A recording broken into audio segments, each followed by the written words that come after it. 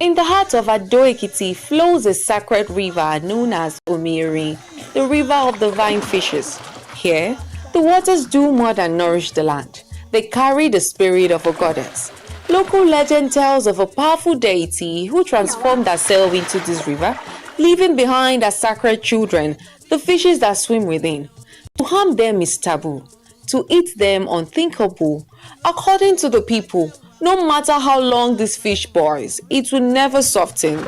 And anyone who dares to defile the sacred order by catching or cooking a fish from Omiri will face the wrath of the goddess herself.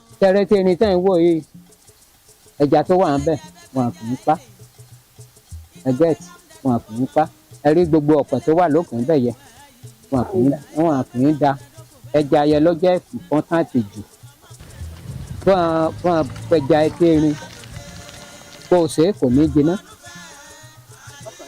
wọn kì í pa gan bẹ́ẹ̀ gbọ́ mi sà wọn kì í pa ẹnìkan dán òní jọ́ kínní àná. Kówé sùn ká yìí ṣe. Kówé kò sí nǹkan tó mú ẹja yẹn máa ṣe pé tóun bá mú lọ léwọn á sè é ó ṣe ẹja yẹn títí tí ẹja yẹn ò jiná ejò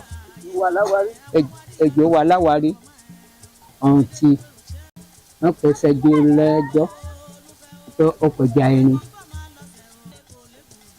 Kí làwọn ìgbésẹ̀ tó ń wá gbé lẹ́yìn yẹn? Ó ṣètìtù ni.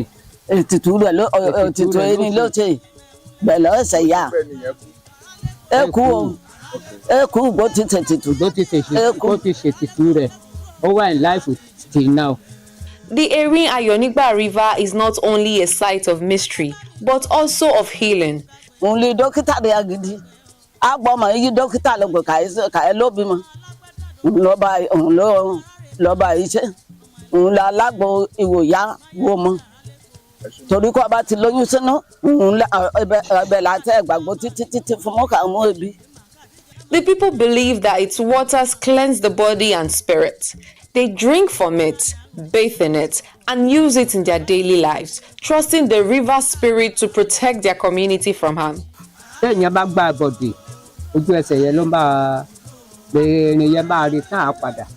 Visitors often come to feed the sacred fish with bread, watching as they gather gracefully at the surface.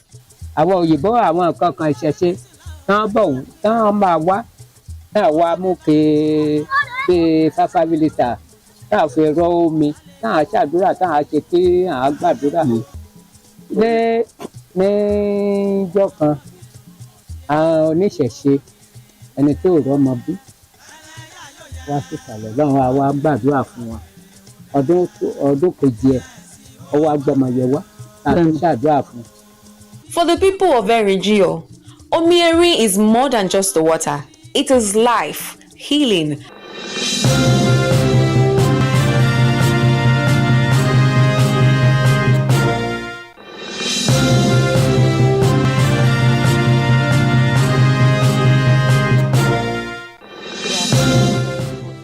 On African News 24 TV, your trusted destination for breaking stories and in-depth updates from across the continent and the world.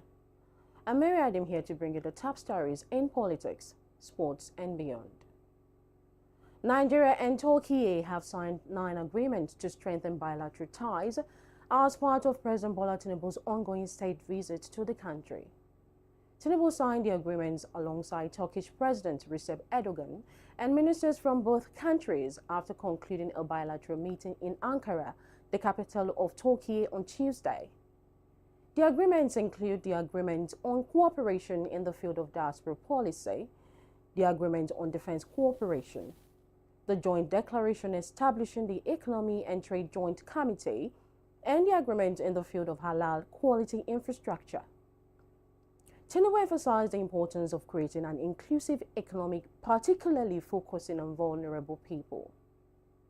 President Tinubu commended Erdogan for being willing to collaborate, willing to help, willing to work together to promote freedom, stability, and prosperity, and shared prosperity across the world.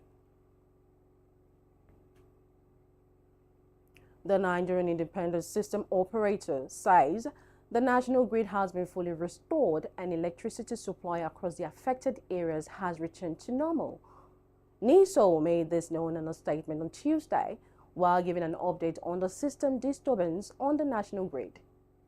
The operator said at approximately 10:48 a.m. on Tuesday, the national grid experienced a voltage disturbance which originated from the Gombe transmission substation. It said the voltage disturbance rapidly propagated across the network, affecting Jeba, Kenji, and subsequently Ayode transmission substations. The former Nigerian Minister of Petroleum Resources, Diezani Alison Madueke's corruption trial began in London on Monday, January 26, 2026 at Southwark Crown Court. Alison Madueke faces 6 charges, including 5 counts of accepting bribes and 1 count of conspiracy to commit bribery related to her tenure as Minister for Petroleum Resources from 2010 to 2015. Prosecutors allege Alison Madueke accepted bribes, including £100,000 in cash, private jet flights, shuffle-driven cars, luxury goods, and use of high-end London properties from individuals seeking favorable treatments in oil and gas contracts. The trial is expected to last 10 to 12 weeks. Alison Madueke, Nigeria's first female oil minister and former OPEC president, has denied all charges and has been on bail since 2015. 2 others, Doye Agama and Olatimbo Anyide, are also facing bribery charges linked to the case. Justice Emmanuel Subelim of the National Industrial Court of Nigeria, Abuja Division, has ordered workers of the Federal Capital Territory to suspend industrial action pending the hearing and determination of the substantive suits. The order followed an application filed by the Minister of the FCTA, WIKE, seeking to compel the striking workers under the Federal Capital Territory administration to return to work. The minister had dragged the president and secretary of the Joint Union Action Congress before the court over.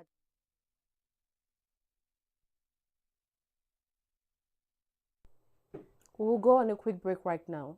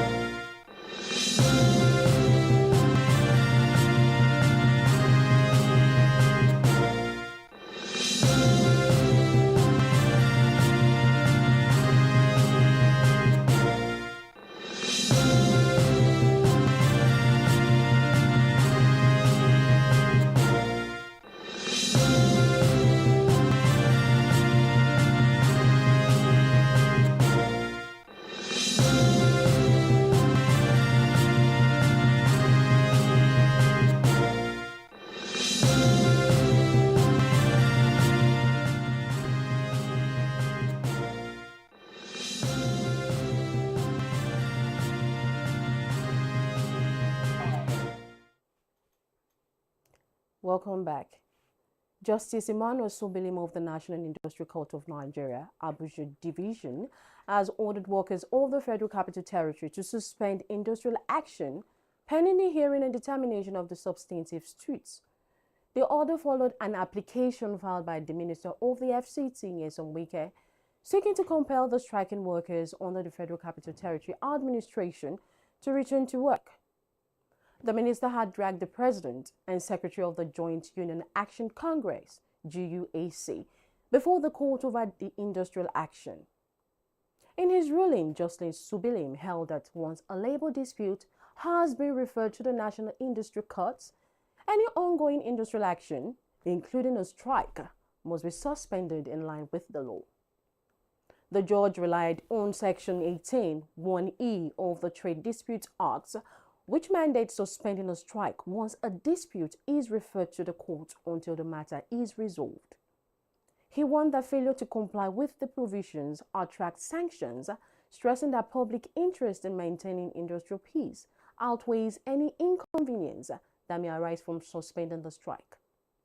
The matter was thereafter adjourned to March 25 for hearing. We commend the court for making an order for the stopping of the strike, restraining the workers from going on strike or continue with the strike. I think this is commendable because it's going to give the parties opportunity to discuss, and then the order is given according to the law.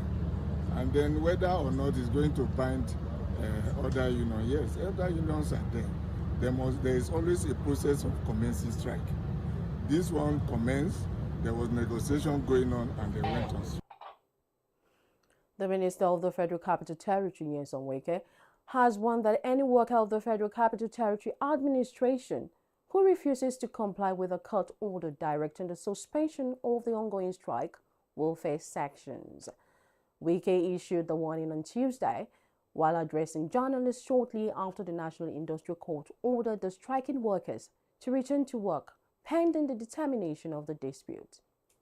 He stressed that disobedience to a valid court order would not be tolerated, noting that enforcement would commence from Wednesday. According to the minister, workers who fail to resume duty or attempt to obstruct access to government facilities will be singled out and dealt with in accordance with the law.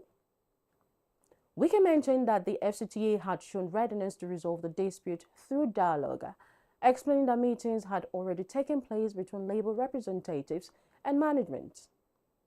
However, the minister warned that the administration would not succumb to what he described as blackmail or intimidation, adding that the government operations must continue uninterrupted. You don't longer act as a worker. You now work as a politician. Then I face you. I will treat you the way politicians have been treated. The court has cut off. If anybody dares again to block the gate, we use the person as scapegoat, because you must obey the law. We're a democracy, we're not a military government. If we're a military government, obviously, we will not allow the strike. But we're still a democracy, go and ventilate. And we have to go to court. Let the court look at it dispassionately. Who is wrong, who is right? But tomorrow, if you don't come to work, we are going to apply the big stick. And from tomorrow, if you see anybody who says, oh, he wants to block the gate. Nigeria's Senate reconvened on Tuesday after its recess as fresh reform proposals from President Bola Tinubu were formally presented to lawmakers, setting the stage for legislative action on judicial restructuring, health sector reforms, and other critical national priorities ahead of the 2027 elections and the 2026 budget cycle. Take a listen. The National Assembly has resumed plenary sessions with key focus on the 2026 national budget and the review of Nigeria's constitution. Lawmakers examined President Bola Tinubu's 58.47 trillion naira budget proposal, as well as proposed changes to the country's electoral laws.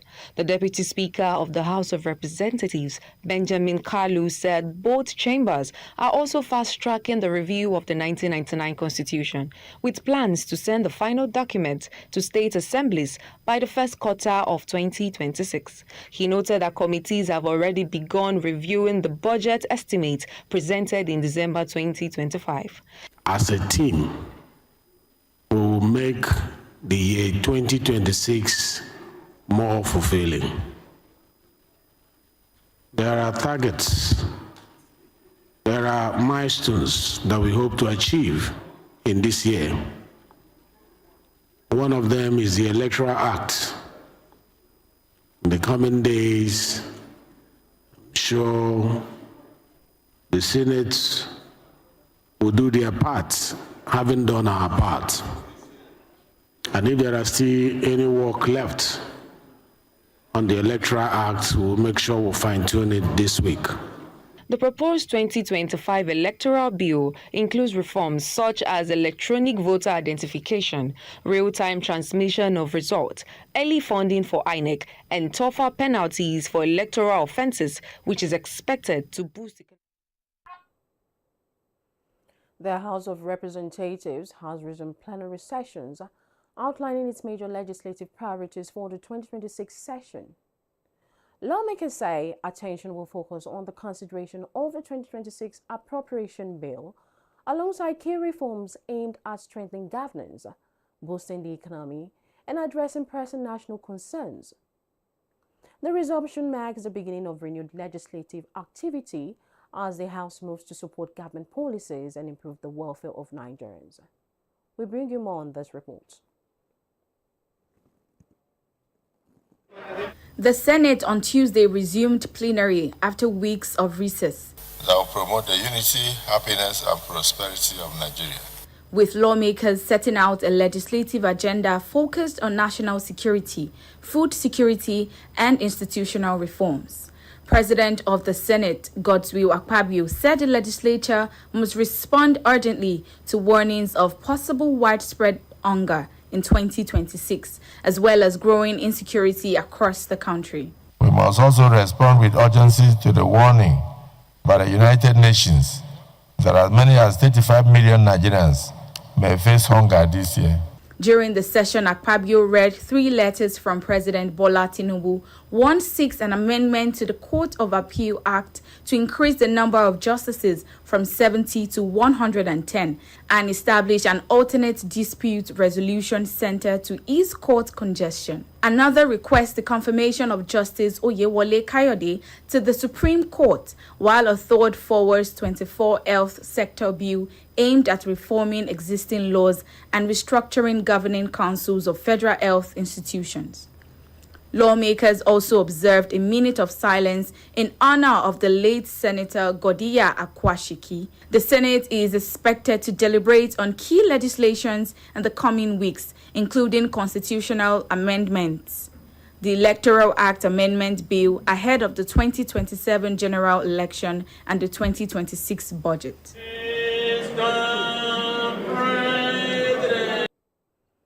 The Director General of the National Agency for Food and Drug Administration and Control, NAFDAC, Professor Mojisola Adeyeye, has reiterated the agency's commitment to enforcing the ban on sachet alcoholic beverages, citing public health concerns.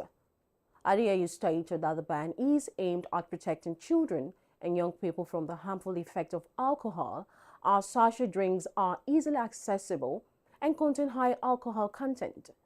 She emphasized that the decision is based on scientific evidence and aligns with global best practices. The ban, which takes effect from January 2026, targets spirit drinks packaged in sachets and small volume PET or glass bottles below 200 ml. NAFDAC has warned manufacturers, distributors, and retailers to comply, stating that no further extensions will be granted.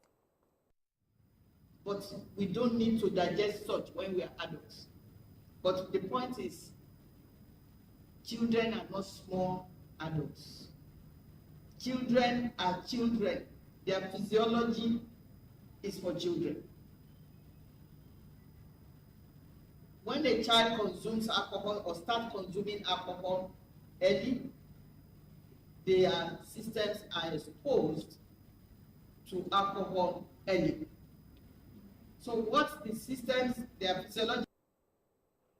Nigeria's Vice President Kashim Shettima has led top leaders of the All Progressives Congress to Jos, Plateau State, for the official reception of Governor Caleb Mutfwang into the ruling party. The event, which marks a significant political shift in Plateau State, is expected to strengthen ties with the federal government and boost the APC's standings in the state ahead of the 2027 general elections. Alongside the APC Senate, Vice President Kashim Shettima arrived at the polo field in Jos alongside the APC National Chairman Nentawe Yutwada, Senate President Godswill Akpabio, the Speaker of the House of Representatives, APC governors, and other senior party stakeholders for the formal welcoming of Plateau State Governor Caleb Mutfwang into the All Progressives Congress. In the APC family is to show the world that we are indeed prepared to be the party for all Nigerians. The contribution of Plateau State The development of our nation, whether in politics, in commerce, in scholarship, in arts, or in peace building, transcends what any single state has routinely offered to the nation. I want to remind the people of Plateau that what binds us together supersedes whatever that divides us. Let's unite as a people. The governor said he's not defecting with his people. It's political realignment. Governor Mufwang's defection follows his recent departure from the People's Democratic Party amid prolonged internal disputes at the national level. Addressing party leaders and supporters, the governor pledged to work with existing party structures and contribute to strengthening the APC in Plateau State. It's a day of history. Today, we have formally begun a journey, the journey of redefining the political demographics of Nigeria. Today, we have begun a journey that will reposition Plateau State as a must-win state in future elections. Leaders of the ruling party described the development as timely and strategic, expressing optimism that it would promote unity, enhance governance, and deepen the party's influence in the state. I want to welcome you to the All Progressive Congress, the party that preaches unity, the party that preaches justice, and the party that preaches unity. Today, you are welcome to the All Progressive Congress. You are now part of our family. We are now one.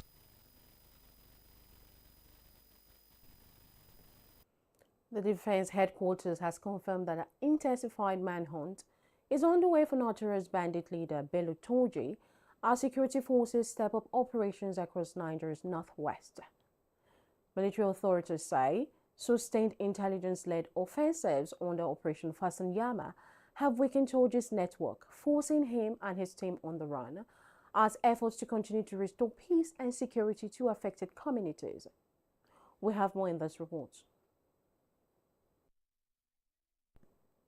Net is tightening around notorious bandit leader Bello TURJI. The Defense Headquarters has confirmed that a coordinated manhunt is ongoing to track down the terror kingpin, blamed for several deadly attacks across parts of the northwest. According to the Major General Bello Idris, recent operations under Operation Fasanyama have significantly degraded TURJI's network, forcing him and his fighters to remain on the run.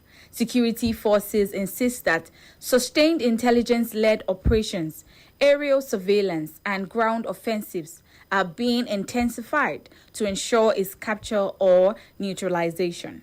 Leaders of the bandit groups are being proactively pursued through all available intel, all available platforms.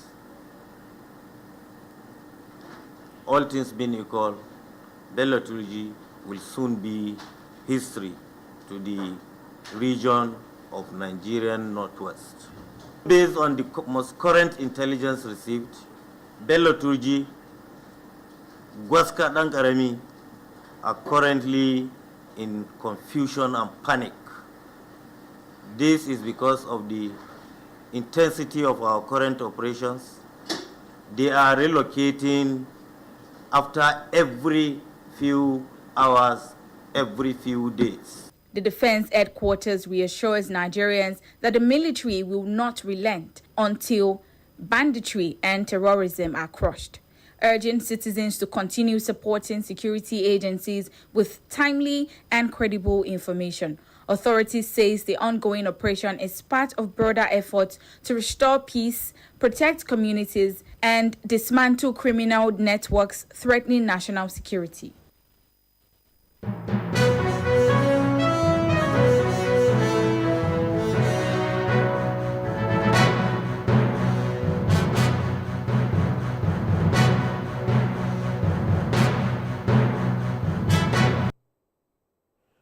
And in business news, Nigeria and Turkey have announced an agreement to establish a joint economy and trade committee to increase bilateral trade to $5 billion. Turkish President Recep Erdogan stated this during a joint press briefing with President Bola Tinubu during the Nigerian leader's state visit in Ankara, the capital of Turkey, on Tuesday, January 27, 2026. Erdogan said Turkey targets a $5 billion trade volume with Nigeria, adding that discussions to actualize this have already commenced.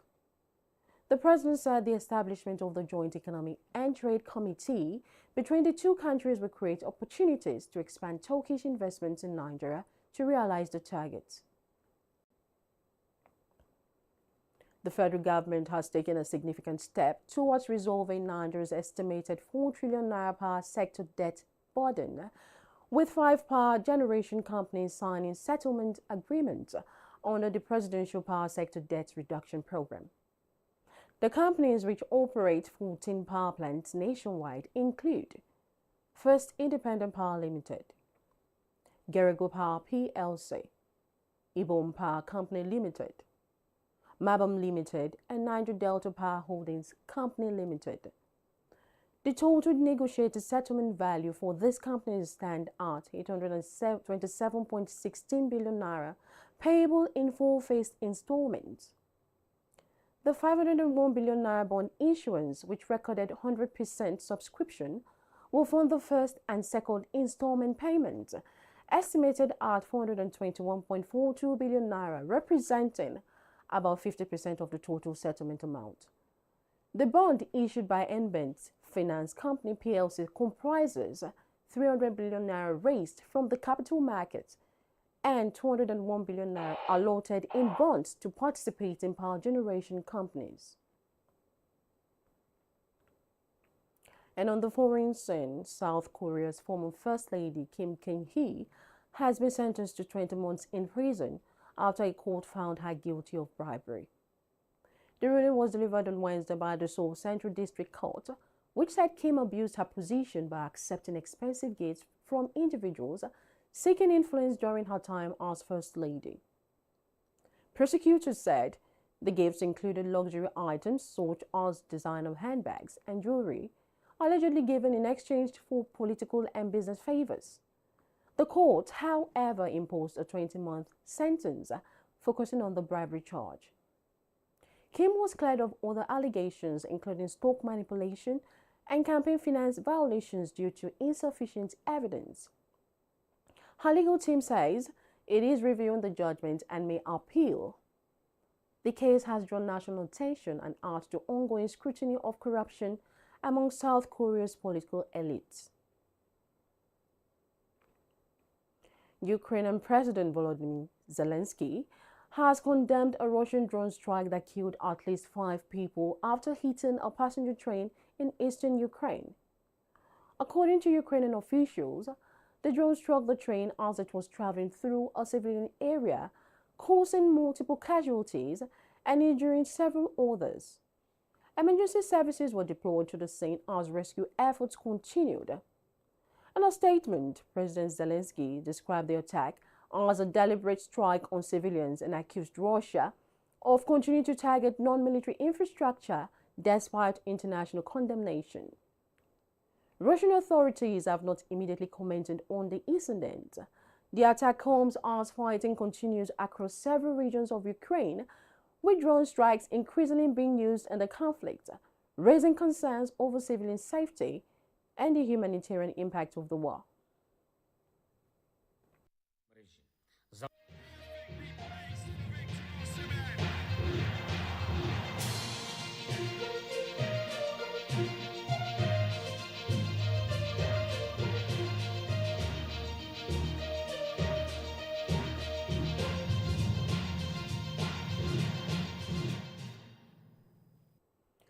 And welcome to sports.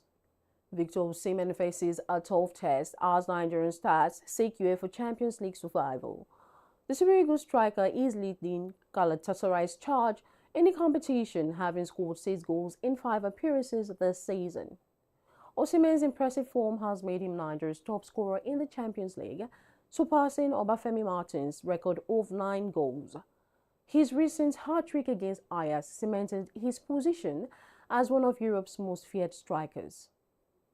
Other Nigerian stars in action include Ademola Lukman, Atalanta, Rafael Onyedika, Club Rouge, and Nathan Taylor, Bayer Leverkusen. Their performances will be crucial in determining their team's chances of progressing to the knockout stages. Galatasaray, currently 16 in the league table, will face Ajax in Amsterdam, while Atalanta takes on Marseille and Club Brugge hosts Barcelona.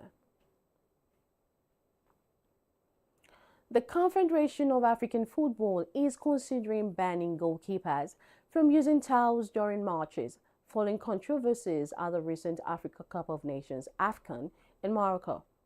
The rule began when Moroccan ball boys removed towels placed by opposition goalkeepers, including Nigeria's Stanley Umabali and Senegal's Edouard Mendy, sparking heated exchanges and accusations of gamemanship. CAF's Referees Committee President Olivier Safari Kabamini stated that towels are not part of a player's official equipment and could influence the game or distract opponents. Kabamini emphasized that goalkeepers should keep towels away from the goal area, suggesting they be placed behind advertising boards or with team staff. The proposal aims to maintain fair play and prevent future disruptions.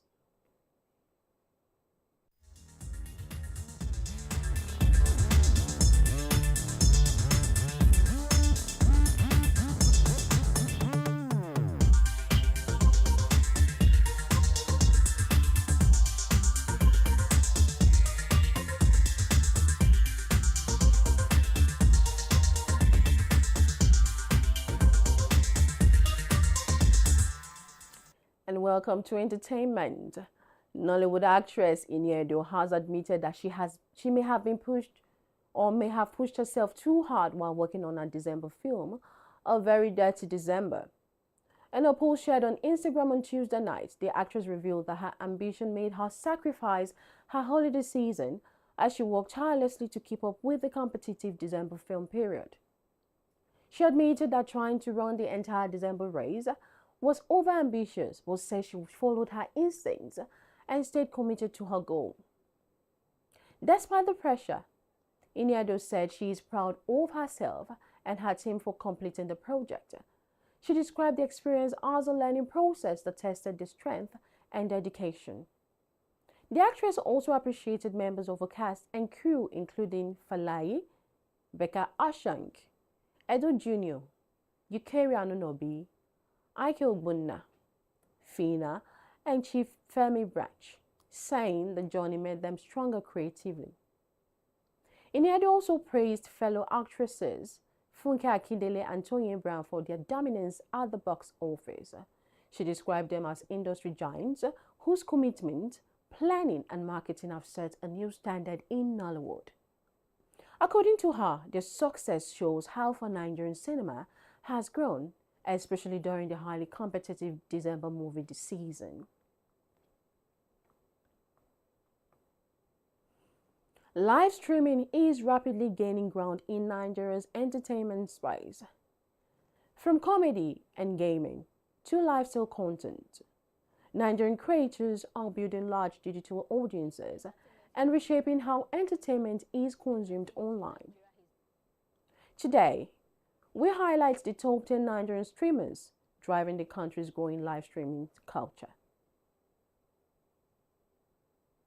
Entertainment in Nigeria is evolving fast, and a new set of stars is leading the charge, not on TV screens, but online in real time. From comedy and gaming to lifestyle and viral live movements, Nigeria streamers are building massive audiences and reshaping how entertainment is consumed. We take a closer look at the top 10 biggest Nigerian streamers, the creators dominating live platforms and pushing Nigeria digital culture to the global stage. Nigeria is fast becoming a major force in the global live streaming space, with creators attracting millions of views and followers online. Leading the pack is Kata Efe with over 560 followers, known for high-energy live sessions on Twitch and viral moments shared across social media. Also dominating the Twitch scene is Shank Comics, a pioneer of Nigerian streaming, whose comedy-driven content continues to draw a loyal global audience with over 258 followers. Enzo, popularly known as Renenzo, with over 204,000 followers, has built a strong fan base through consistent gaming streams and community-focused content. On the rapidly growing Kick platform is Pella, the first African streamer to reach 100,000 followers, breaking viewership records and proving that Nigerian creators can thrive on emerging global platforms. Other notable names include Ojo, Lord Lamba, Joe Black, and King Kali, each leveraging platforms like Twitch, YouTube, and TikTok Live to engage fans in real time. With more young Nigerians embracing live streaming, this culture is quickly becoming a powerful tool for entertainment, influence, and income in the digital economy. And that's the much we can take at this time. Keep following africanews24.ng for continuous updates on this and other stories. Connect with us across all our social media platforms to stay informed and ahead of the curve. I'm Mary Adam. See you soon.